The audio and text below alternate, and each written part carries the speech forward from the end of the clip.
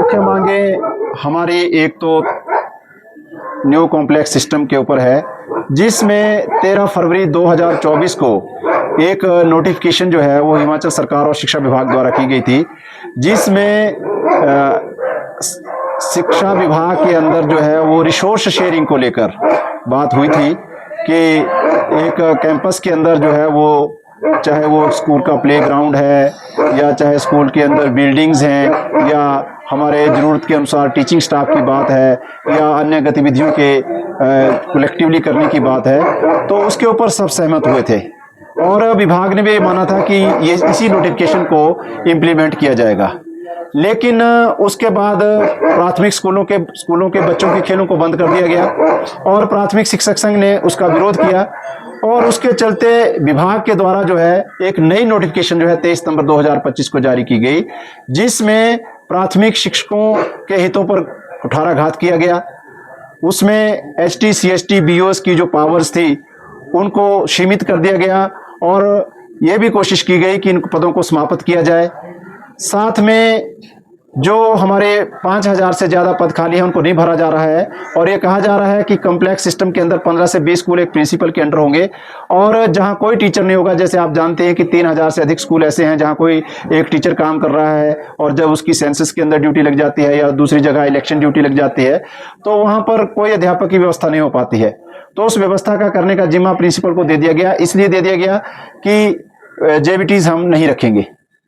तो उसके चलते क्या हो रहा है कि वहां पर प्रिंसिपल जो है कई जगह लैब असिस्टेंट भेज रहे हैं, कई जगह डीएम भेज रहे हैं, पीईटी भेज रहे हैं और उसके चलते जो है आप समझते हैं कि प्राइमरी क्लासेज को पढ़ाने के लिए लगभग 7 जो है टीचिंग सब्जेक्ट होते हैं, तो उसकी जो पूरी ट्रेनिंग है वो जेबीटी को है। तो जिस प्रकार से वहां भेजा जा रहा है तो बात वहां बन नहीं रही है और वो एक फॉर्मेलिटी की टीचिंग हो रही है, जिस कारण पेरेंट्स जो है वहां से बच्चों को हटाते हैं और धीरे धीरे जो है वो आप देख रहे हैं कि तालाबंदी जो है स्कूलों के ऊपर हो रही है। 200 से अधिक स्कूल हर समय ऐसे रह रहे हैं जहां कोई टीचर प्राइमरी के अंदर नहीं होता है। तो हमारी ये डिमांड है कि कॉम्प्लेक्स सिस्टम को हम स्वीकार नहीं करेंगे। जो रिसोर्स शेयरिंग की बात है उसके लिए हम सहमत हैं और जो हमारी सिस्टम है जिसके अंदर head teacher, centre head teacher और बीओज हैं, उनके पास पूरा प्रशासनिक नियंत्रण प्राथमिक शिक्षा का रहता था, वो वैसे ही रहे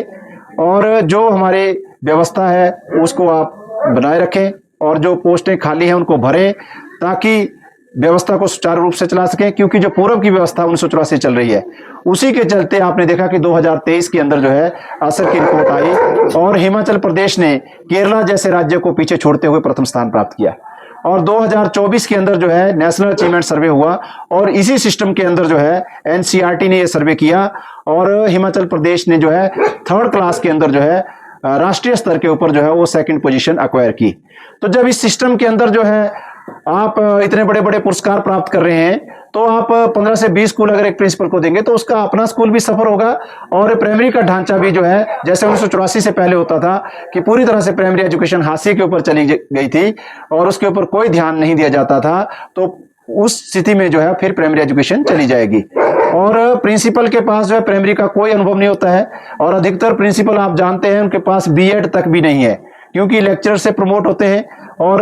छोटे बच्चों के लिए जो है चाइल्ड साइकोलॉजी और दूसरे जो इनके सब्जेक्ट्स होते हैं उनकी नॉलेज होना बहुत जरूरी होती है। तो प्राइमरी से जो टीचर प्रमोट होते हैं, चाहे वो हेड टीचर प्रमोट हो, चाहे सेंटर हेड टीचर प्रमोट हो, चाहे बीओज प्रमोट हो, उनको बेहतर ज्ञान जो है वो प्राइमरी एजुकेशन का है, तो उन्हीं के पास जो है ये पूरा नियंत्रण और संचालन होना चाहिए। इसके ऊपर जब तक निर्णय आता है उस समय तक प्राथमिक शिक्षक संघ जो है संघर्षरत है और हमें पूर्ण आशा है कि मुख्यमंत्री महोदय ने बहुत बड़ा दिल दिखाया है। कल वो खुद धरना प्रदर्शन के अंदर आए हैं और हमें उनके ऊपर पूरा विश्वास भी है। हम समझते हैं कि जल्द इसके ऊपर निर्णय होगा और प्राथमिक शिक्षकों को राहत मिलेगी।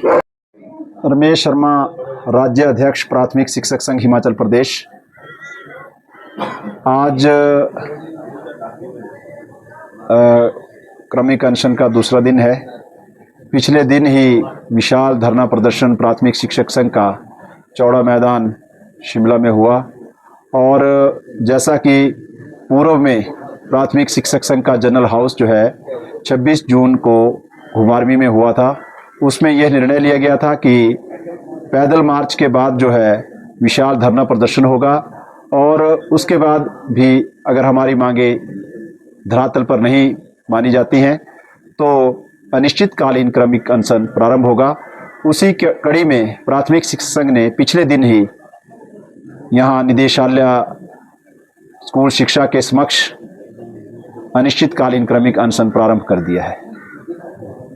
मुख्यमंत्री का बैठक भी आपकी हुई थी परसों, उसमें सहमति नहीं बन पाई क्या? मुख्यमंत्री महोदय ने विश्वास दिलाया कि आपकी मांगों के ऊपर एक समिति जो है गठित की जाएगी और उसके बाद जो है उस पर कार्रवाई होगी। तो हमें पूर्ण विश्वास है। कल मुख्यमंत्री महोदय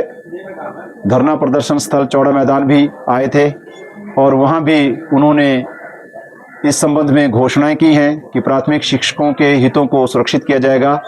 और जो आपकी मांगे हैं उनको पूरा किया जाएगा। लेकिन जब तक यह समिति बनती नहीं है और उसके सुझाव जो है मुख्यमंत्री तक नहीं जाते हैं और मुख्यमंत्री महोदय उसके ऊपर अंतिम निर्णय नहीं लेते हैं, तब तक प्राथमिक शिक्षक संघ जो है अपने पूर्व निर्णय के अनुसार जो है वो शांति प्रिय गांधीवादी तरीके से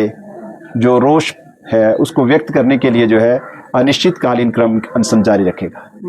ये आंदोलन जो है हमने पहले ही स्पष्ट कर दिया है कि अनिश्चितकालीन है और जब तक हमारी मांगे पूरी नहीं होती हैं तब तक ये आंदोलन चलेगा और आने वाले समय में इसके अंदर जो है हमें और भी चीज़ें आपको देखने को मिलेंगी, लेकिन वो भविष्य की रणनीति है। अभी हम आशान्वित हैं कि मुख्यमंत्री महोदय जो है इसके ऊपर उचित कार्रवाई करेंगे और विभाग भी अब सकारात्मक रुख जो है इसके अंदर अपनाएगा।